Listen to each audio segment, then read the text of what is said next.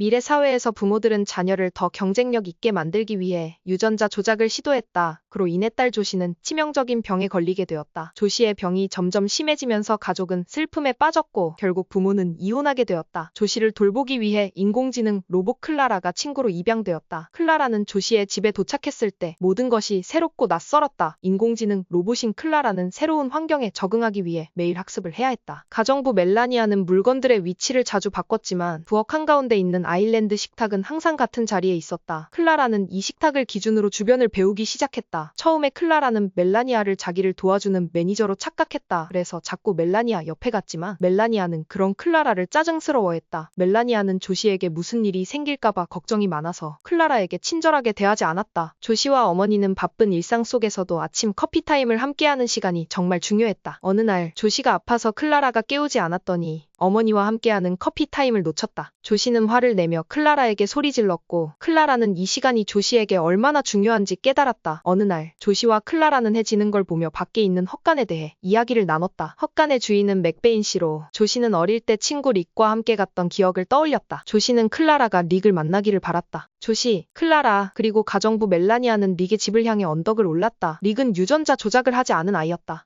그래서 유전자 조작을 한 친구들과 어울리는 것을 불편해했다. 조시는 릭에게 모임 약속을 잊지 않았는지 다시 물었다. 모임 날이 되었고 조시와 클라라는 릭 그리고 다른 유전자 조작 친구들과 함께 모였다. 그 친구들은 클라라에게 짓궂은 장난을 치려 했다. 아이들은 클라라의 능력 한계를 놀리기 시작했고 나중에는 조시까지 클라라 말고 B3라는 상위 모델 AF를 살 걸 그랬다며 말을 해버린다. 조시의 그 말은 클라라는 깊은 생각에 빠지며 농담인지 진심인지 고민하게 만든다. 그런 불편한 분위기를 지켜보던 릭은 갑자기 나서서 클라라를 괴롭히던 아이들에게 맞서 응징하기 시작했다. 클라라를 놀리던 아이의 약점을 지적하며 분위기를 바꾸게 되고 그로 인해 클라라를 괴롭혔던 아이는 오히려 당황하며 흥분하여 릭에게 너는 이 모임에 올 자격이 없다는 심한 말까지 해버린다.